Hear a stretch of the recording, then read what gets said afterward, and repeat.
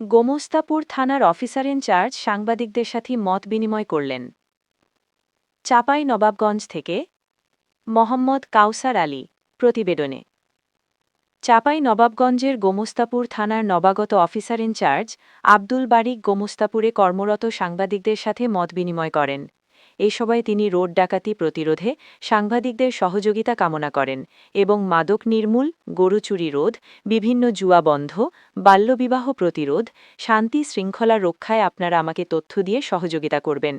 সকলের প্রচেষ্টায় আমরা একটি সুন্দর গোমস্তাপুর থানা পরিচালনা করব।